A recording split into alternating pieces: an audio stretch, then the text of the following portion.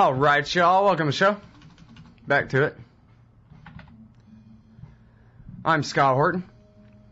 From the Christian Science Monitor, csmonitor.com, West must recognize peaceful Palestinian resistance movement by Sarah Marusek. Welcome to the show. How are you doing? I'm doing fine. How are you? I'm doing great. Appreciate you joining us today. Thank you for inviting me. Well, very happy to have you here. Well, peaceful Palestinian resistance movement. I'm in Texas, and so therefore I have never heard of such a thing. Everyone knows that Palestinians never protest anything except with suicide vests, right? Absolutely, of course. You know, this is precisely the Zionist narrative that comes out through the U.S. Mainstream media consistently and never-endingly. And I'm here in Beirut doing research for the last year and a half, and it's just so wonderful being available here to witness all the magnificent things that are happening among the Palestinian communities. Very diverse. I think the article doesn't play up the diversity enough. It's not just all different parties participating, but all different kinds of Palestinians, all different kinds of classes, ages. Women are playing a very strong part. People who are atheists, who are pious, religious. All of these different Palestinians are coming together, and it's the passion among them here in Lebanon is just something to behold. Mm-hmm. And now, I guess, first of all, how many, do you know, ballpark estimate, how many Palestinian refugees live in Lebanon right now? Well, this is quite a disputed topic here. Generally, the UNRWA counts around just over 400,000 registered, but it's likely that far fewer are actually living here because the Palestinians in Lebanon were never granted any rights from the Lebanese government. They have certain kinds of autonomy, which is quite nice, so they can police their camps and everything themselves. However, they get no services. They get no citizenship. They can't work in many different professions here. They have to pay in, for example, if they do find a job, they have to pay into the National Social Security, but they can't withdraw anything out. They have extreme limitations on what they can build inside their camps, and they can't own any property. And so the Palestinians' life as a Palestinian in Lebanon is actually really quite dire. It's probably approaching life as a Palestinian in Gaza. And so many Palestinians probably have gone elsewhere through either in neighboring countries or to Europe or to North America. And so people think maybe between 200,000 to 300,000 Palestinians actually live here.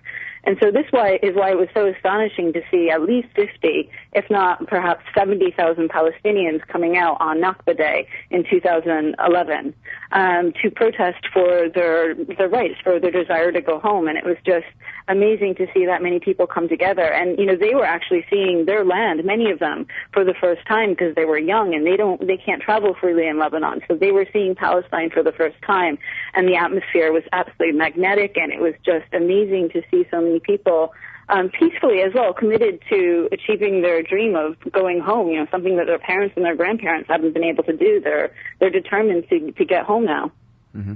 Well, and now you write here that, you talked before about different classes and different amounts of religiosity, I guess, different, I guess, you know, some based from Gaza, some from other parts of Israel, or from the West Bank. And also you list here Fatah, Islamic Jihad, Hamas, and the Popular Front for the Liberation of Palestine. I guess I'm especially surprised to see Islamic Jihad in here.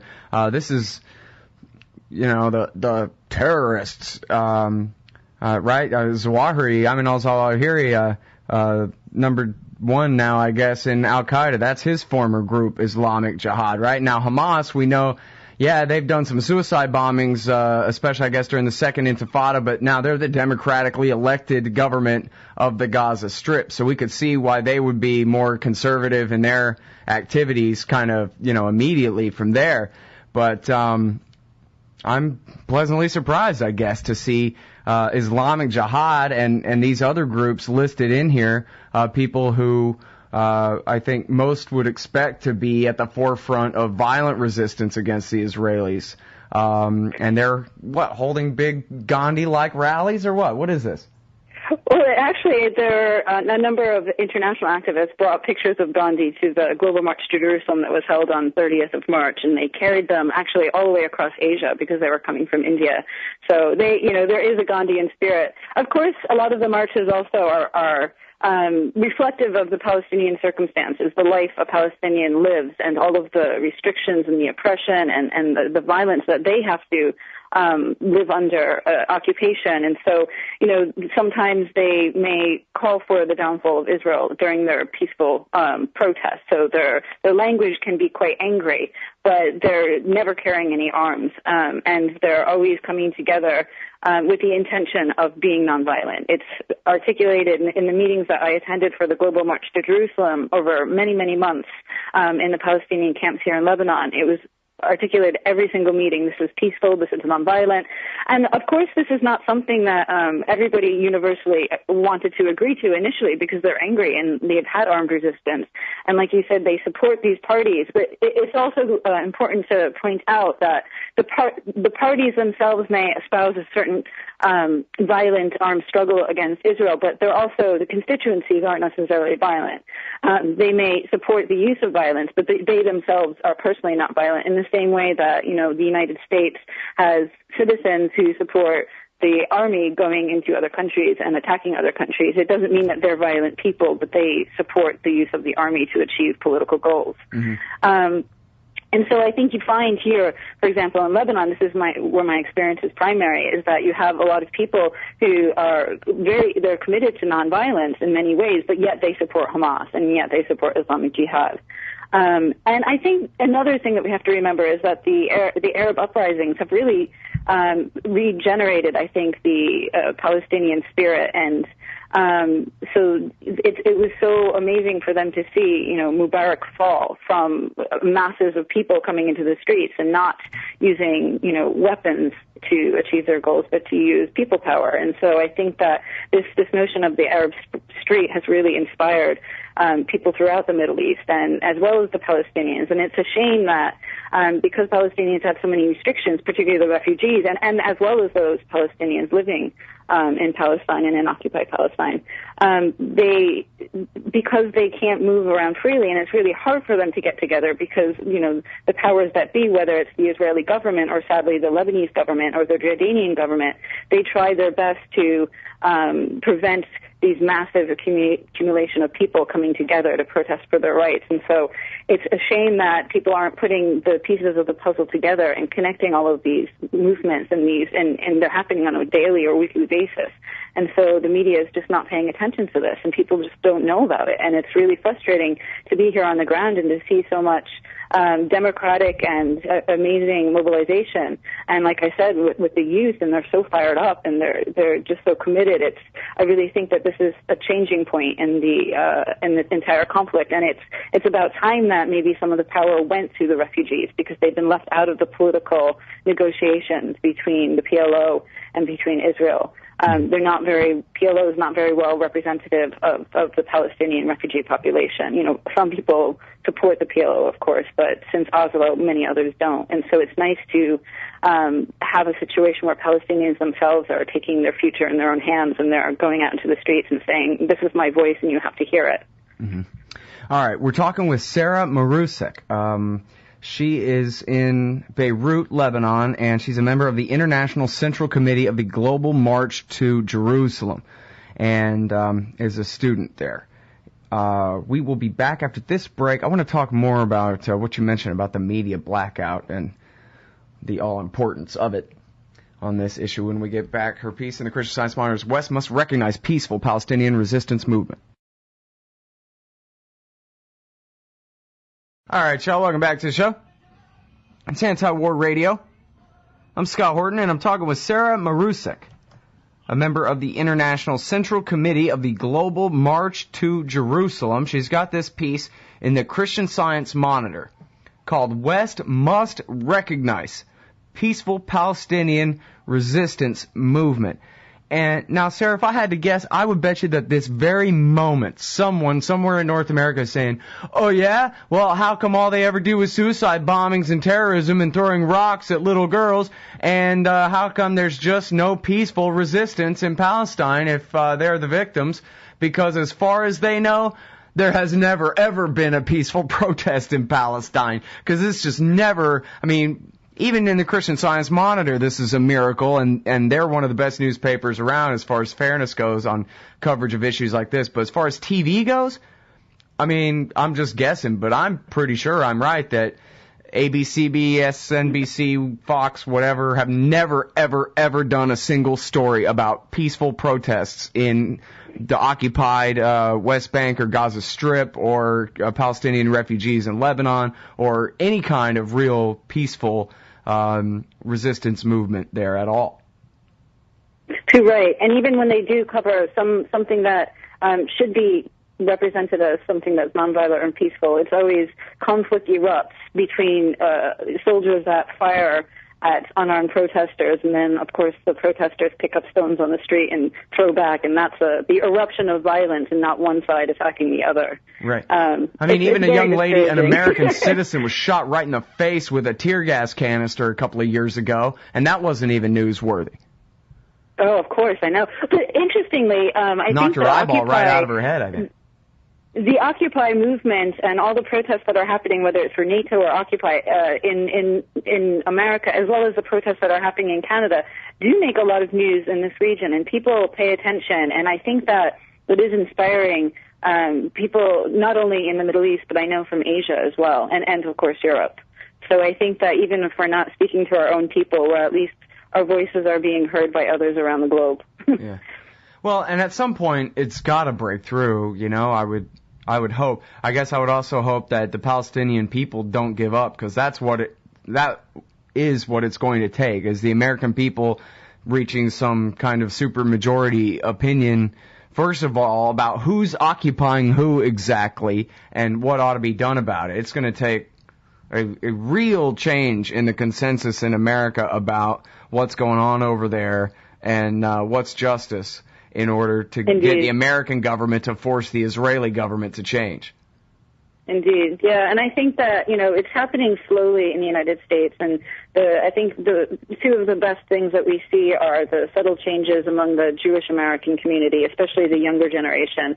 And I taught in the United States, and it was very refreshing to have Jewish students who were very open-minded about the conflict and very interested in what Israeli citizens were doing to try to stop the occupation. And I thought that was quite inspiring. And then, of course, the other thing is that we have a new generation of Arab American students who are increasingly coming out and identifying themselves as Arab American or Muslim American, or, you know, it doesn't really matter, but they're saying that, you know, this is who I am and I'm for Palestine and I will do these protests and I will make my voice heard. And so I think it's definitely getting better, and we see that, you know, some of the attacks against the professors who do teach about these issues are starting not to work because they're so personalized, and it seems like a lot of the public relations battle is being lost at the universities. However, we have a lot more to do in the media and in the popular mainstream culture. The voices aren't getting heard. We aren't getting the movies made. We aren't getting the mainstream media coverage like you were mentioning.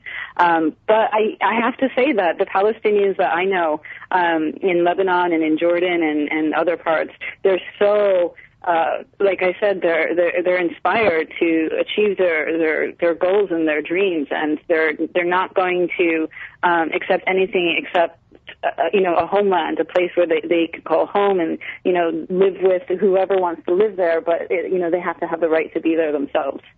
Mm-hmm.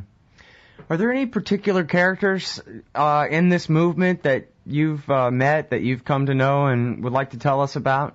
Kind of bring the issue home to people?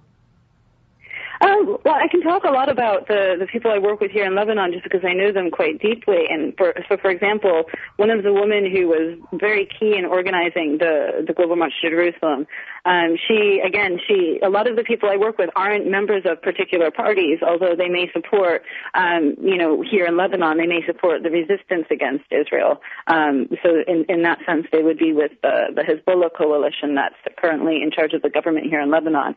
But she doesn't wear a hijab. job. She is so articulate. She is a woman who stands her ground. People listen to her. People are inspired by her. The men all, cede their positions to her.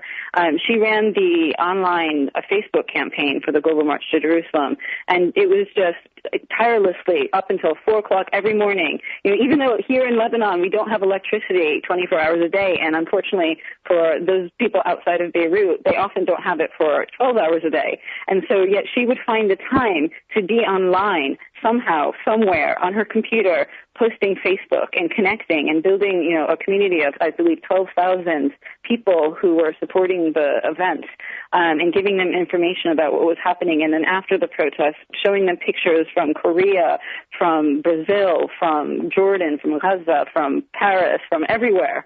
And so I think that people like her really, for me personally, motivated me to be involved in a very deep way.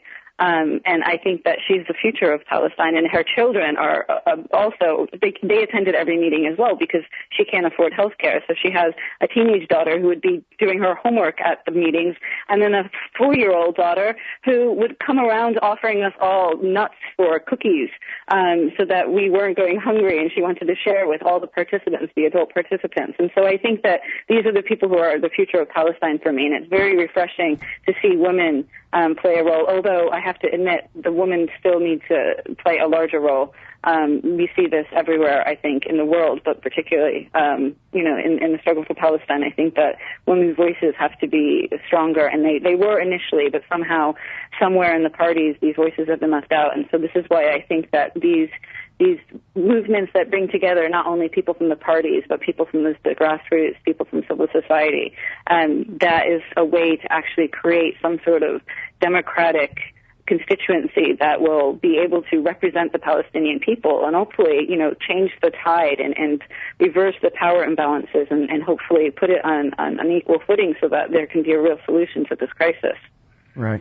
Yeah, I mean, you really hit it on the head when you said it comes down to access to, having movies made, that kind of thing, just where the regular consciousness of just regular people who aren't even necessarily political people, but at least there's just sort of a basic understanding of everybody understands, everybody knows at least this much about it, that they can make some kind of fair judgment. I mean, I get emails from time to time from people who say, who's occupying who over there anyway? They don't even know. They think that the Palestinians invaded and have been occupying Israel all this time, and so no wonder the Israelis are so paranoid and whatever. It's just exactly.